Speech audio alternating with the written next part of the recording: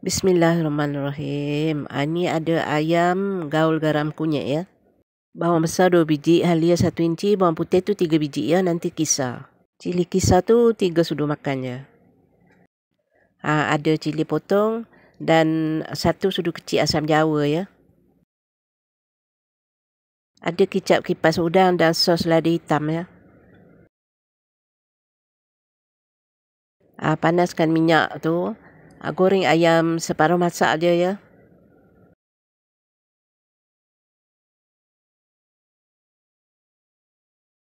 Ni kita nak kisar bawang besar. Bawang besar tu tinggalkan sedikit ya. Bawang besar, halia dan bawang putih. Letak air sedikit untuk kisar. Guna minyak yang lebih goreng ayam tadi tu. Tumis bawang besar ya.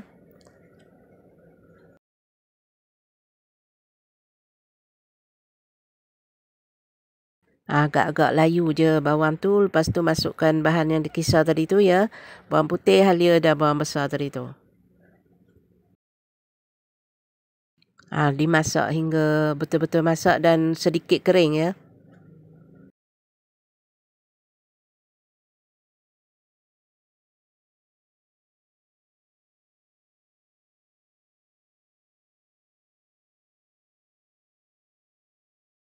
Assalamualaikum warahmatullahi wabarakatuh.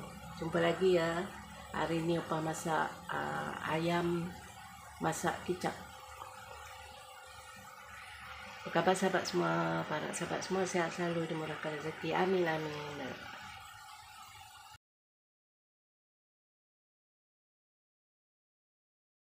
Nampaknya bahan yang dikisar tadi tu dah nampak kering ya dan masak ya, hilang bau dia. Masukkanlah cili kisar 3 sudu makan tu. Masak hingga pecah minyak ya, letak air sedikit.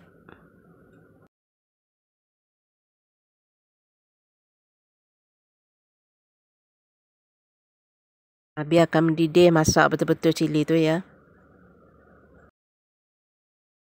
Selalunya kalau menumis cili ni kena masak betul-betul. Kalau tidak dia masa masak tu sambal dia rasa tak sedap.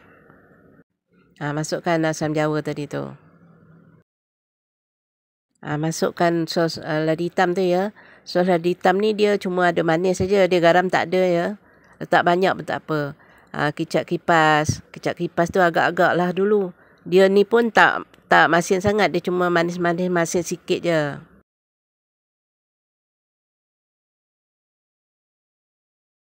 Gaulkan sebati semuanya.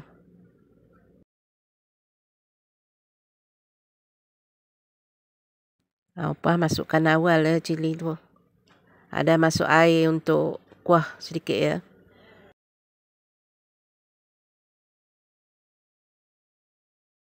Masukkan ayam yang digoreng separuh masak tadi tu ya. Gaul sebati, tunggu dia mendidih dan ayam tu masak betul-betul ya. Kuah dia tu nampak kurang gelap. Opah tambah kicap jalin ya. Kicap jalin ni pun tak ada garam ya. Bubur 1 sudu makan tu pun dah nampak hitam.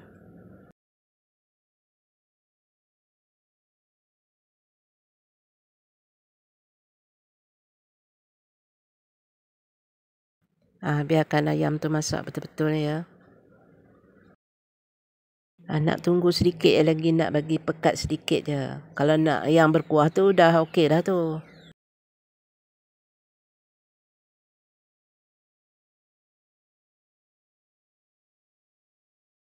Bolehlah dirasa apa yang kurang.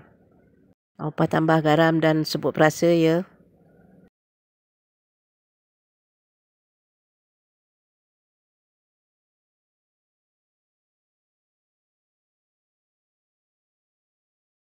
Dah nampak pekat macam tu, kira dah masak lah tu. Dah masak, selamat mencuba. Assalamualaikum warahmatullahi wabarakatuh. Jumpa lagi di lain video. Okay, bye.